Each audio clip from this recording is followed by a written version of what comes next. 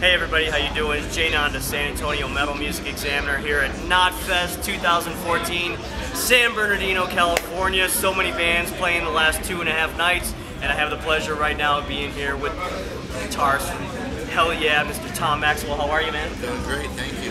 How are you? I'm awesome, man. Yeah. Man, we've been here a couple of days.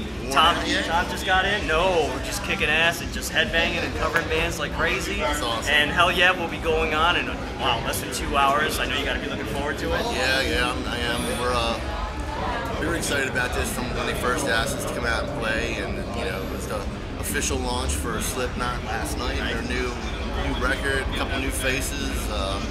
I'm really excited to see them, and we're really excited to play. Well, of course, you guys have been tearing it up for almost 10 years. I mean, you came out with the first album. 8 years. Yeah, almost. Yeah, it feels like it. I mean, It feels like 20. First album, and then you had Stampede, which is just a killer record. I love so many songs on that. Band of Brothers, and now you got Blood for Blood, Sangre por Sangre. Yes. Tell me about the approach to that album. And are you still experimenting? Do you feel that you found the Hellyeah sound? How long did it take to find the Hellyeah sound? I think it took every record up until this one, pretty much. I think, personally, on a personal note, my other bandmates sometimes don't agree with me when I say this, but I'm not a big fan of the second and third records because, I had a vision for this band when we first started. When me and Chad first got together, it was just me and him. So I knew clearly where I wanted to go direction-wise, musically. And then when you brought in, we, had Greg invited in, and then Vinny, he's open to anything, you know what I mean? But I think the recipe just wasn't quite there. There's songs on those two records. The first album was killer because it was like, it was off the cuff, and we were just excited, you know what I mean? And it turned out fucking great. And the second and third records, there's, like I said, there's choice cuts and there's good stuff, but I don't think the recipe was right. And then the third record, unfortunately, we had to part ways with a couple guys, but I think it freed up the creative element for me to do what I really originally wanted to do. So I think right now we are on the right path, and when this new record is being received great by the critics, it's being received great by the fans. A lot of people are coming back and saying this is the record we've been waiting for from the very beginning for you guys to do. And not only that, but the songs that were picked as to be singles. And we don't ever write for singles, we just write. Right. But the songs that they picked have been charting great. Moth is out there now, and it's going to be top 10 probably in about a week or so, and I can live with that, man. It's all good stuff. We haven't had that kind of radio presence since the first album, so.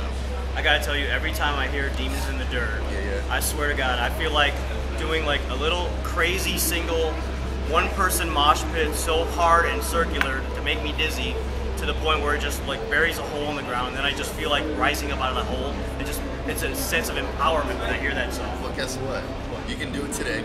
I'm gonna do it. I'm standing. Cannot wait to hear that. We're actually playing a lot of new stuff on our set. I think we open up with a couple older songs, and then the whole middle is all like Blood for Blood, Demons, and then we'll cruise maybe into War off the last record, and then we'll go into Moth, and then Cross the Bear, and then we'll finish up with like You Wouldn't Know or something, and then just end on a high note. But like it's a high energy show.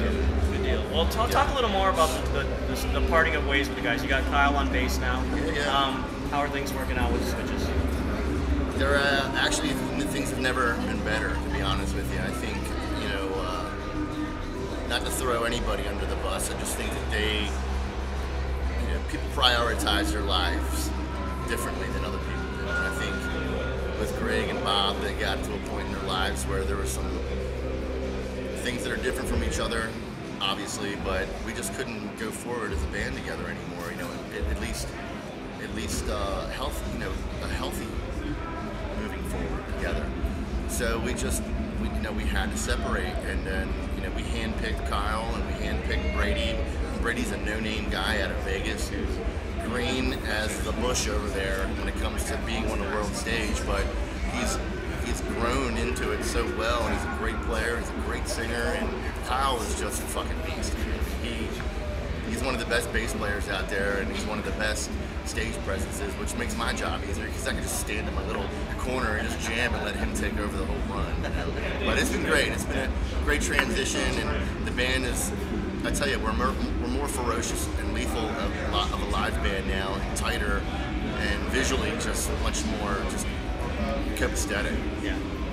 Now, one thing, Tom, I'm trying to do for the next few weeks, the interviews I've been doing, obviously you know as well as anyone that we're coming up on the 10-year anniversary of Dimebag's passing. Yeah.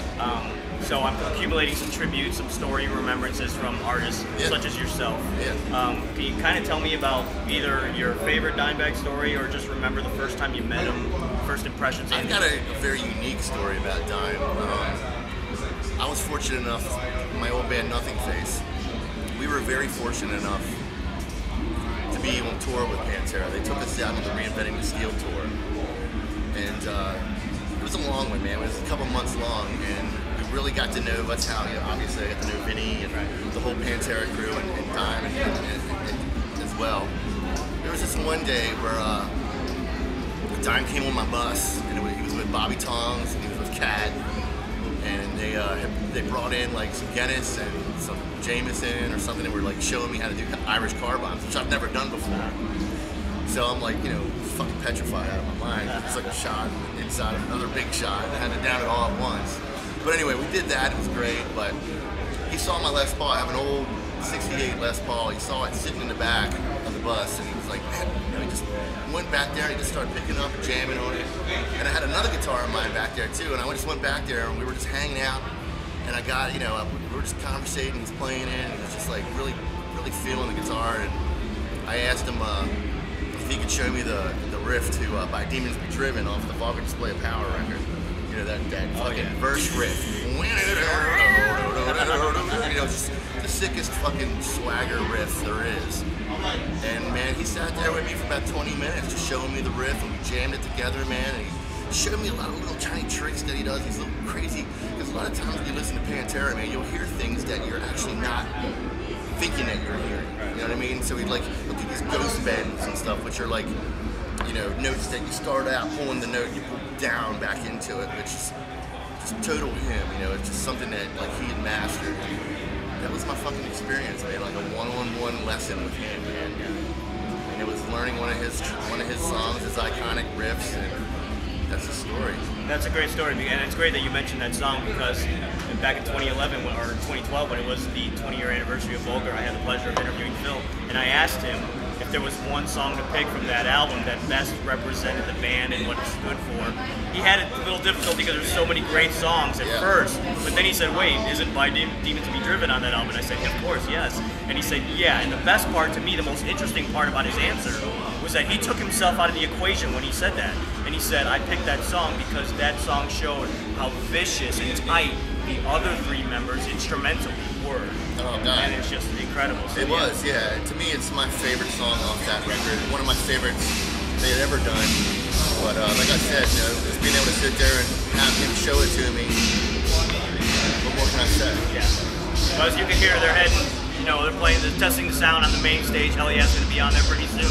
Yeah. I got to ask, going a couple albums back, I had the pleasure of sitting on the bus with you in the inaugural Uproar Fest in Corpus Christi, 2010. Yeah. So it's been a while since I've seen you.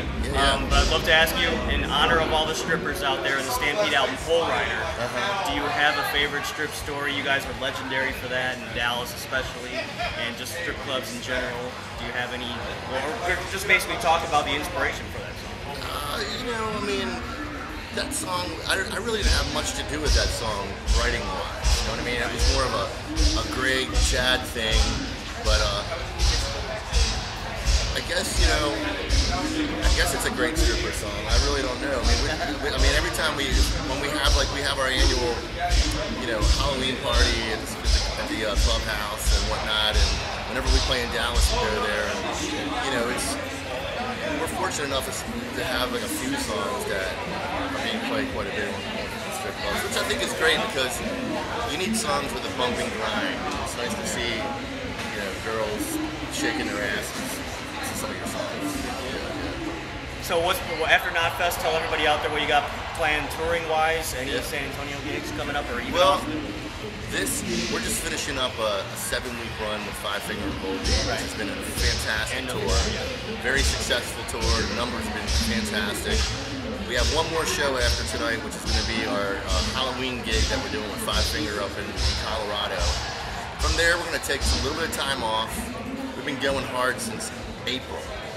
Just non-stop. It was, we started off doing a few headlining warm-up gigs in the Avenged Sevenfold tour, which did Canada and North America, and then we went to the United States, and then we went over to Europe for a while, came back here, took 3 weeks off, now finishing up this. So we're going to take a little bit of time off. I'm going to go home and start writing some music just to kind of catalog, do a few Christmas shows, New Year's Eve, and then January, there's like a plethora of options that have been thrown at us, so we just got to figure out what we're going to do. So, yeah. Wish you the best of luck. Can't wait for the show tonight. Go check out Hellyeah. Go check out Blood for Blood. It's an outstanding album. It's always a pleasure talking to you, Tom. Thanks for taking the time. We're going to let you go get ready for the gig. So for Tom, J9, the San Antonio Metal Music Examiner, reminding you, don't hang them out to dry. Hold them up high.